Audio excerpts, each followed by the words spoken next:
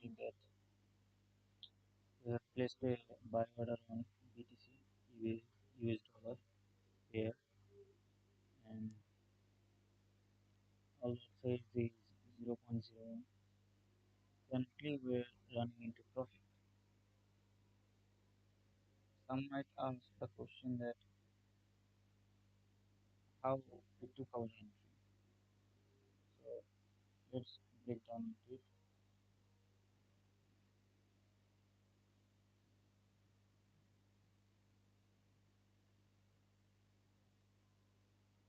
You can see that market has already done its inducement, and if we draw the retracement from down to the top, you can see that price was consolidating on this zone, and suddenly it broke the 0.05 level, and there might be IGM another. So this would be the threshold point. If price breaks above this point, we will hold the position, and our stop loss was recently.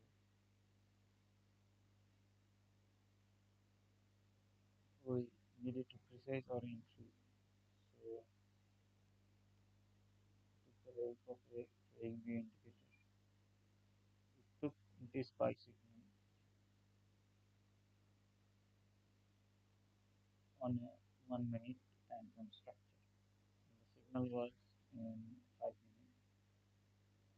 Yet the market has fallen down and recovering itself. If it crosses this threshold point, we will continue to this trade. So let's see what happens.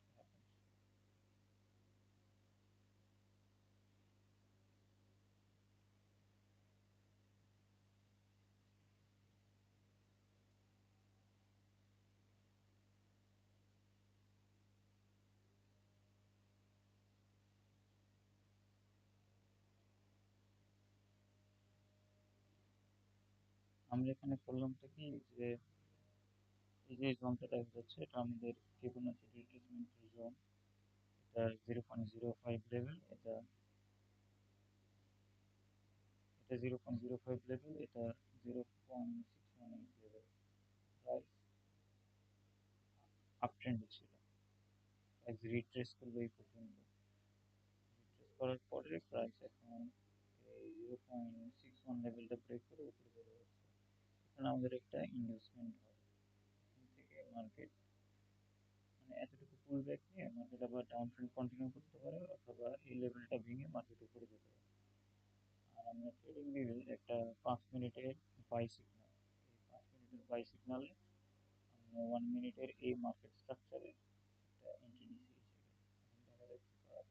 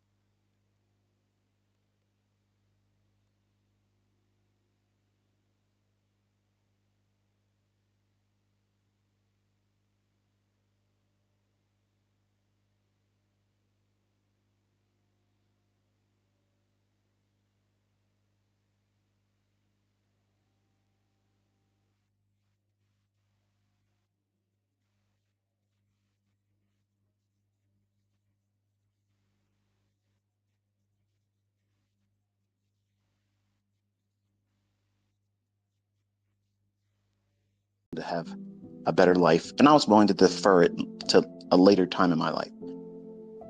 I know that flies in the face of what's banded about today, where it's like, hey, look, overnight success is how it's supposed to be. And I'm just very gingerly going to remind you that that's really not practical. Can it happen for some? Absolutely. But for the majority, it's not going to be true for most of us. So I believe I came into this with the right perspective starting out. But as soon as you make a nice win, have a winning streak, and you have profits accumulating, that tends to change things. And what you may have started out with in your journey and what your pursuits were and the why as to what you're doing it for, it'll change. It'll morph into things that you may not have really were inspired by in the beginning. It may even fly in the face of who you are as a person or used to be. And even for folks that have not found profitability, and I've seen some of them online, I've seen some of them trying to be mentors, I've seen some of them trying to be traders or live streamers, and some of them, not all of them, some of them aren't really successful, but they talk like they are, or they soon will be. And there's nothing wrong with being positive, but there also is a limitation in terms of presenting it in a capacity that you are something that you aren't. Because what that will do is it'll create this expectation in yourself that when you actually do try to trade and when you try to do things and take on risk, which is the primary discussion point today, you'll be afraid. You'll be afraid to take the trades because you've talked a good game. You've talked outwardly in the presence of others. But when it comes time to push the button, when it comes time to manage that risk, to manage your emotions, to navigate the psychological storm, that real money, real trading on the hard right edge of the chart brings with it. So it's the quiet ones. It's the quiet ones that do all their talking in their journals, where no one else has seen that they cheerlead themselves. They don't beat their chest. They don't brag. They don't do any of those types of things. They just quietly encourage themselves in the solitude of their journal, where it needs to stay. When we look at this industry, there's a verse.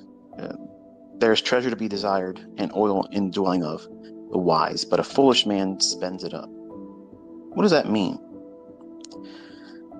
Well, I'll apply it to trading. Okay, it could be used in a myriad of things, but I'm going to apply that saying to what we do as traders, how we go into the world of speculation for profit, and how we many times lose sight of what it is that we're trying to do. For me, it was trying to retire early. I was wanting to retire at 40. And things change over the course of my career and how I came up, just like it's going to change for you. But it's important for you to identify what is a low-hanging fruit objective for you. Now, I'm not saying sell yourself short in terms of your life, what would be viewed as successful or not successful. But unfortunately, social media, Instagram, YouTube, the influencers' effect on individuals. And I would have been very easily wrapped up in all this stuff too. If I could go back in time and think about how I felt, this insatiable need to feel like I was worth something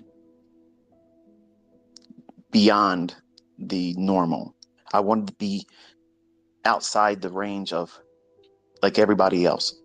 Not because I wanted to be better than everybody else, but because I wanted to feel significant, because I didn't grow up with parents that had any love towards me.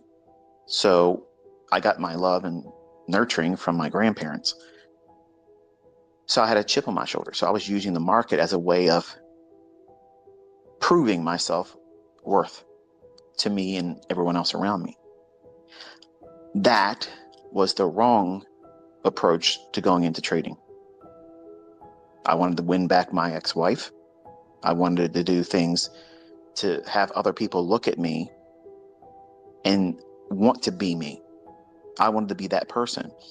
And if we had social media back in my time, if it happened to be like it is today, where we have Instagram and Facebook and Twitter and all these things that, you know, are available to distract us and fill our minds up with foolishness and self-worship and idol worship of other people. That's why I don't like it when you guys call me things like a king or a goat and stuff like that. I don't like that.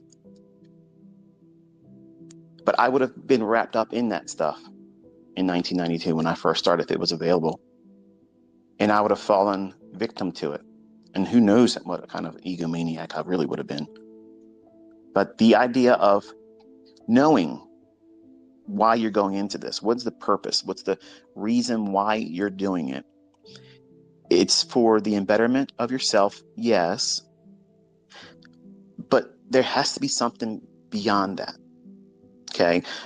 When you lay up treasure for yourself here in this world, you're thinking, well, I want to have a nice life. I want to live a nice, successful life where I can do whatever I want to do whenever I want to do it. And I kind of promote that mindset. I want everyone to have that, yes. But there's got to be something more to it than that.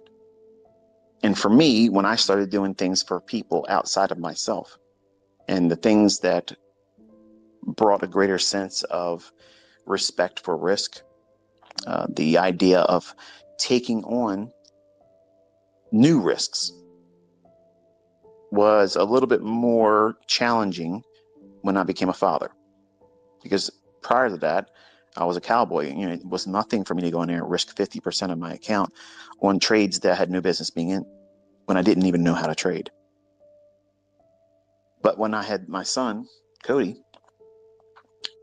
putting aside all the drama that came with how I became a father, that changed a lot of things for me. It changed the way I viewed risk. I looked at things differently. And I thought to myself, when I take on risk, when I try to do something to increase myself, am I exposing him to more risk? Am I incurring more risk or potential of losing whatever I've gained in hopes of becoming better in the view of other people outside myself or him? So becoming a father for me helped me mature in a way that I would have not probably been successful at had I not become a father. So in short and in more specific terms, when I look at taking on risk and I placed my son in the middle of the conversation, will this next transaction make it easier for me to be a father for him, or will it be harder for me to be a father to him? And for some of you that don't have children, what that means is if I lose money, it doesn't take food from his mouth. It doesn't keep him in a position of being unclothed. It doesn't mean that we're unsheltered. It just means that now my time, my energy, my focus away from the charts will not be able to be on him, because I will be in regret. I will be in sorrow. I will be remorseful for the things I've taken on in terms of risk. So it dilutes my attention as a father. Now I'm applying it to this real experience I had for myself. For those of you that are listening that don't have children, you don't have anything that is dependent on you. It's just you. You're a young person, and you're living a life that's free of all that. In many ways, I envy that, because there's a lot of emotional turmoil that come with managing children, even adult children that don't want to listen. And you have to find that reason to not just, I'm willing to take the risk because if I lose, I'm still young enough I can make it back. That's how everybody starts in this industry. You can come in with all the greatest intentions of following, risk no more than this much and don't overtrade. That's all fine and great until you start pressing the real button. Not a demo, not a funded account challenge, where the money can actually come out of your own hands. When that money comes in and out of your account, the weight behind that is not something that can be easily explained away. It has to be felt, it has to be experienced. And the worst thing that can happen is you get lucky in the beginning because you think you're laying up treasure for yourself, and it becomes so easy to think that it's always going to be easy for you. I'm just going to keep stacking up my emerald bricks of dollar bill, y'all. Pick out my next thing I'm going to spend money on. Pick out my next destination I want to go travel to and experience and put on my Instagram. Laying up treasures for yourself, after a while, and it's very, very short-lived, nobody cares. At some point, no matter how profitable you are, at some point you're going to reach that level where, yeah, I make money. Yeah, I'm doing well, but how many cars can I buy? And how many new things do I have to buy to keep people interested in me? And then you discover what I discovered in my 20s, that nobody really cares. They don't really care about you when you do that. They're living vicariously through your decisions and what you show. And they think to themselves, because they're spending time chasing and pursuing you because you're doing that, their concern is not about you. The concern that they had about me on America Online was not generally about me, but I wanted to believe it was. And the people that do this, they want to be looked up to. They want to be worshipped. They want to be idolized. Those things carry you only so far. And at some point, no matter how good you are, it stops satisfying. And when it stops satisfying you and you no longer get that, well, return on your investment, and you start seeing the diminishing returns. No matter what you do, and no matter what you try to do over the top, spending money, showing this and showing that, it won't bring you any satisfaction. It won't really entice any of your followers or people that look up to you, and you'll become bored in their eyes, or boring rather, and you will become bored by what it is that you're doing. And the long and short of it is that's all the wrong things. You're laying up treasures for yourself here. This pursuit of laying up treasures for yourself, that is such a short-lived journey of success. Because at some point, there's just simply nothing else to do.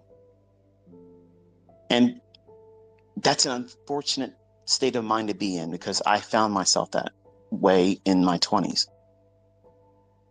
And while it's easy for me to go out there and show that I have lots of money and I can earn lots of money and I can create new business ventures and partnerships and do all kinds of things, open up new mentorships, and I'm not doing it. I told you I wasn't.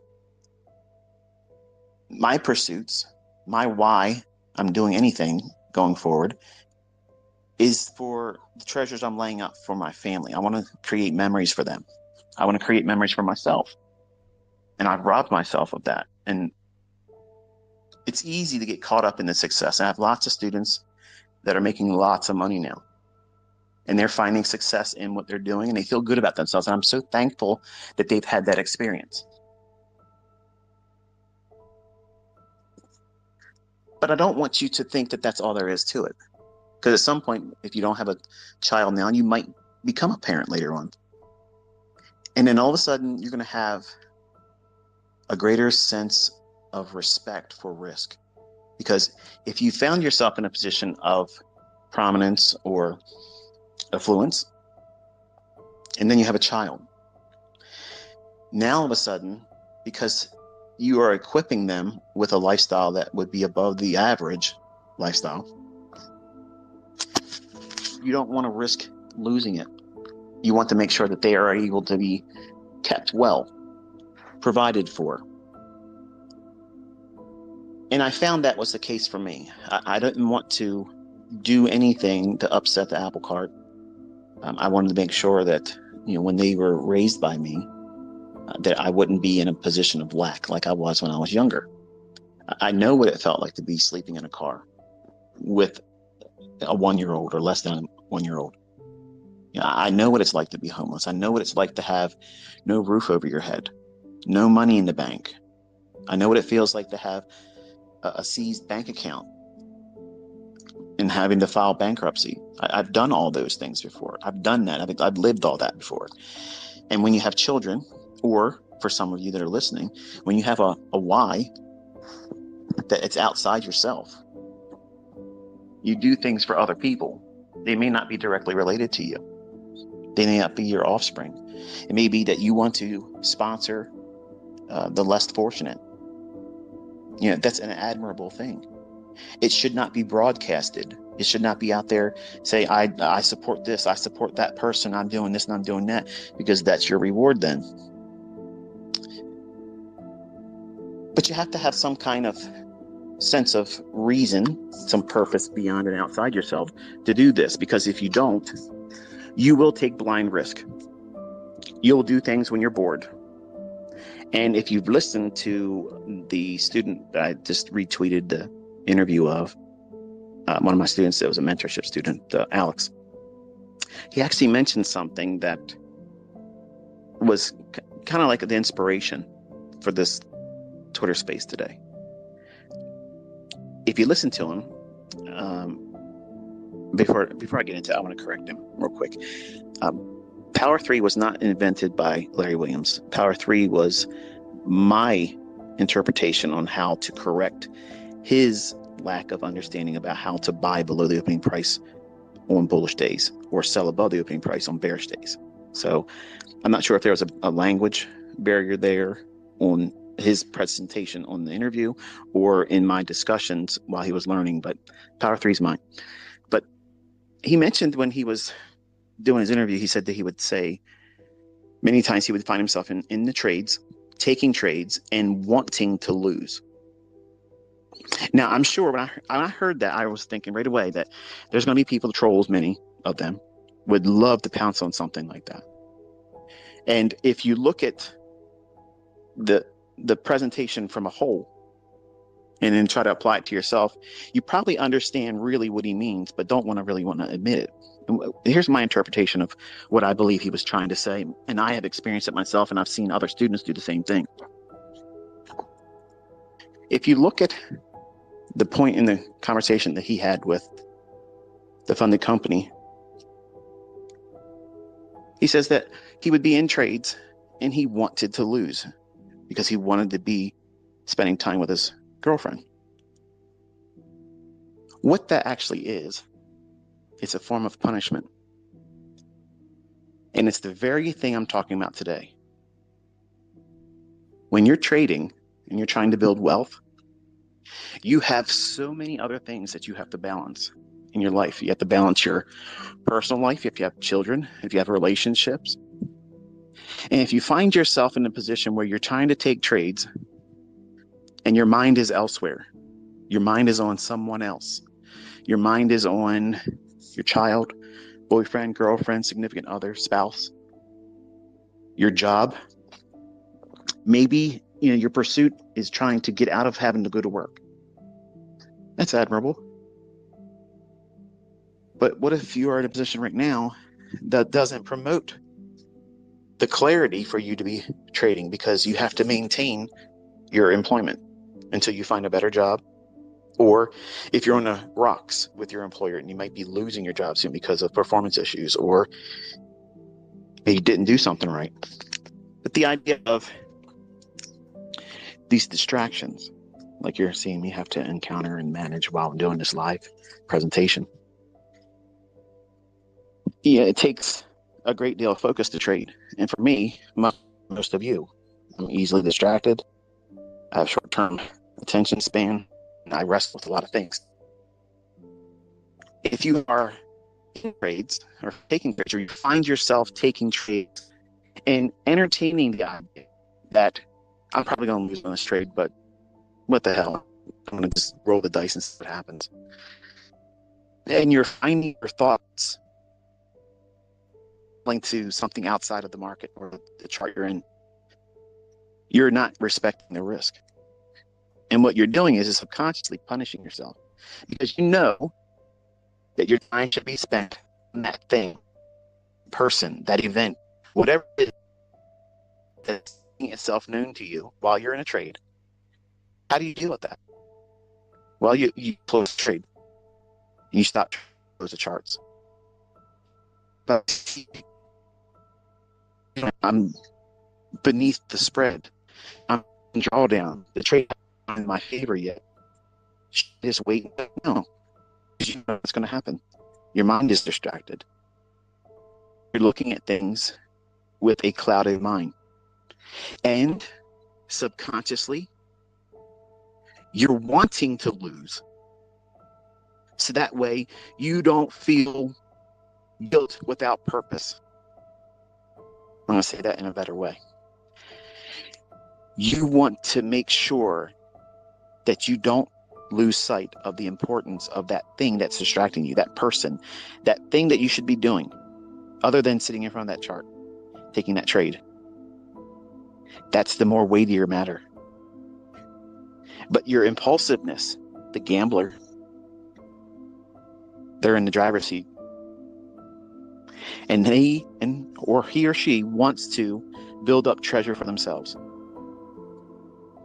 instead of building up treasure for something outside of yourself. For Alex, if you're listening, if you find yourself thinking like that, stop, don't trade. Only trade when you know that you're doing it to make a better life for you and your significant other. You're going to find that your trading becomes so much easier to manage the risk, easier to manage psychologically, because you're taking the risk soberly. It's not you that's just going to lose the money. It's you and your significant other. It's you and your child that you're supporting, and it's dependent of you. Put it in perspective like this. If you had a 1-year-old child just learned how to walk, there's this little, they don't know anything. They don't know their left from their right. Would you encourage them to go out there and run around in traffic? Of course not. It seems like an extreme, right? But essentially, that's what you're doing. Many times as a trader, you're encouraging bad habits because you're not focused. You're trading for all the wrong reasons. And you're trying to store up treasure, laying up treasure just for yourself. Where if I lose it, it's not a big deal. If I lose this account, if I blow this money, if I fail my funded account challenge, if I lose my funded account, I'll just reset it. That is a piss poor approach to mindset. That is absolutely the worst mindset that you can adopt or start forging. You have to be diligent about risk at all times, and you have to elevate the respect of that risk to a degree that will prevent you from trading impulsively. Otherwise, the wolves come in. What's a wolf? Trying to keep up with the Joneses. That's an expression we say here in the States.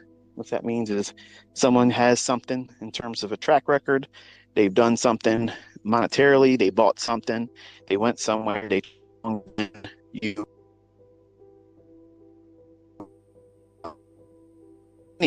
clap issue is wolf. And what does a wolf want to do? Come in and devour, steal, like a fox in the hen house. They want to take something from. You never see a wolf come in and say, hey, you know what? you look like you need something extra. Let me drop you off something here at your door. It don't work like that. Cats seem to do that, though. I was watching a video the other day. So this cat kept bringing its master whatever it found, either dead or caught. I've never seen that with any dogs. Maybe they do it too, but I digress. But a wolf, you got to keep them at bay. They come in to steal, kill, and destroy. They steal your purpose for what you're doing it for. Because it's great having a desire to become better. There's nothing wrong with that. It's nothing egotistical about it. It's not greed that you want to be better than you are right now. It's not greed that you want to have more than you have right now. That is not greed. Greed is having more than enough and not appreciating it. That's greed. A wolf is fearful. That's a fearful thing. If you were in a woods and you saw a large wolf in front of you, I don't care who you are, whether you had a firearm on your side or not, that scared the shit out of you. If it's gnarling its teeth at you and it's ready to jump on you, okay, you're going to respect that risk. And that's what happens when you start doing things outside yourself. And that's what you need to be prepared to deal with, that level of risk and managing it. When you have a sense of purpose above and beyond yourself, you're now accountable to no one but you. It's easy to manage the risk, but when you're accountable for yourself and something or someone else, there has to be a greater appreciation for risk. If you don't manage that risk appropriately and you do all the wrong things, try to get a trade to feel better, you aren't spending the time you're supposed to be spending with your family, but your impulsiveness, the gambler's in the driver's seat, and you're in front of those charts. So I've been there. I have done damage that I cannot replace on an emotional level with my own kids, with my wife, that I can't replace that time with. And when I talk to you about these things, and these asshats are in my comment section saying he's railing about stuff about his family, nobody cares about that. You're a broke ass person that's never going to be anybody. You're never going to amount to shit. But you're going to leave comments from somebody that's already lived it and has learned the lessons painfully. So that way you, a broke ass that won't listen to good sound reason logic, to keep yourself from making the same mistakes that I have. That's a wolf. These people out here that try to give you financial advice and they're fucking broke. They're broke. They're working still, and they're going to tell you how to manage wealth. And they're not wealthy themselves. They have no idea how to become wealthy. Not having even made it that threshold yet. That's a wolf. You got to keep them at bay. Keep them at bay. See, a wolf, they only think about themselves. I'm not thinking about myself. I'm not thinking about myself right now. I'm talking to you, strangers that I'm not going to shake the hand of.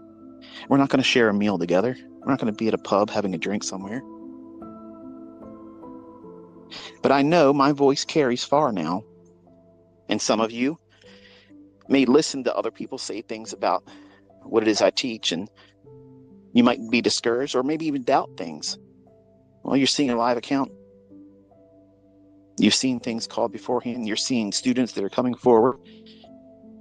And don't think that I'm trying to discourage anyone.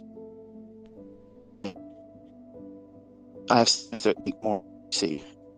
Saying that because it's more impressive for me as the mentor to see those individuals that could very, very easily humble everybody else out there right now. We're talking tenfold more than what you've seen. And these folks are living their life quiet, appreciative, and not trying to stir up anything.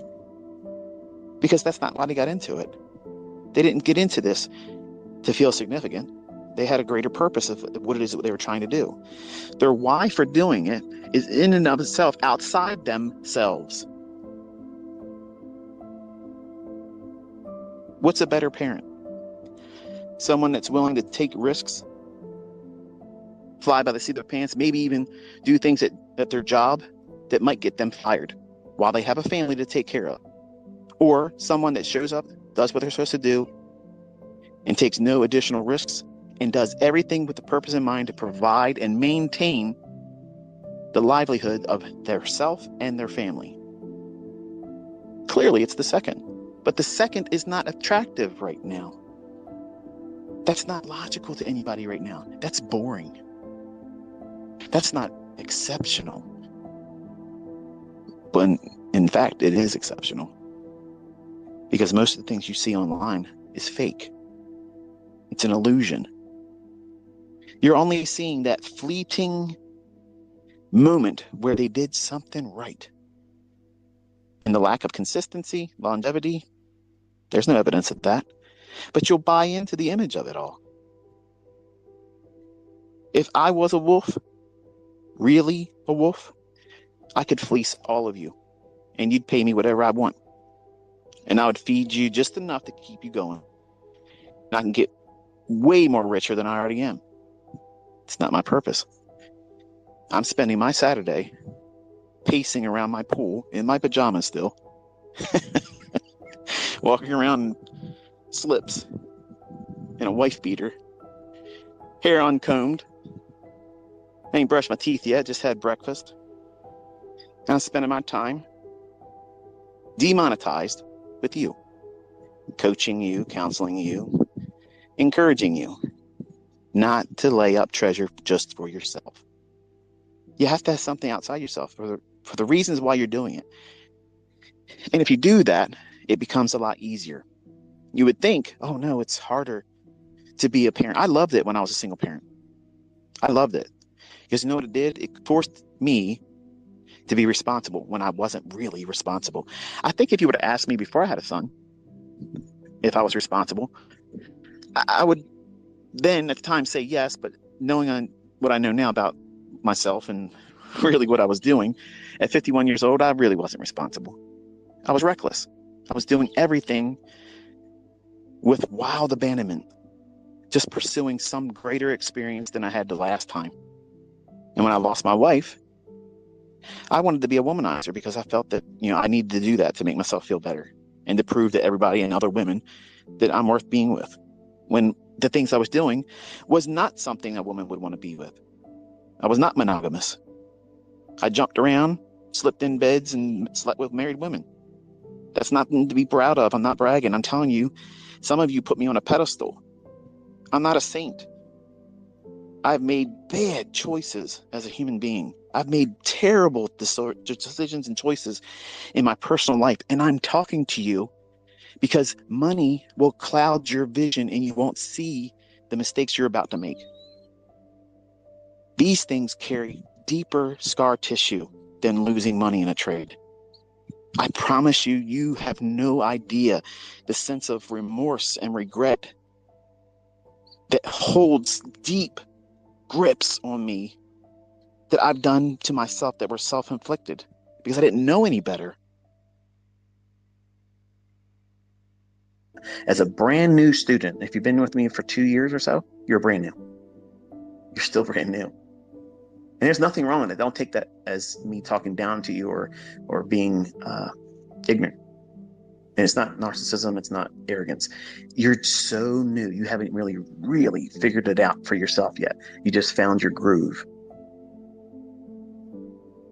But when I tell you, you can't be profitable every single day, I want you to have that in mind so that way you don't insist upon being profitable in the beginning every single day because you're not going to be. And if you think that I've taught that you should have that mindset early on and you can't hit that mark, guess what it does? It completely destabilizes the growth pattern and curve that you're on.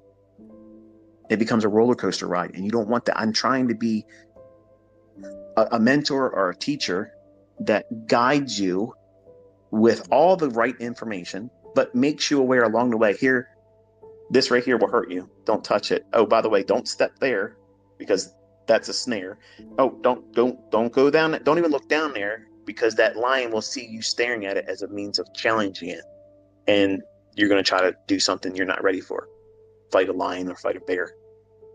Okay. And some of you don't want to listen. And my children don't want to listen. It's human nature. That's why when I teach repetitively. Oh, this guy says the same thing over and over again. When you do that in my comment section, I don't ever see your comments ever again. So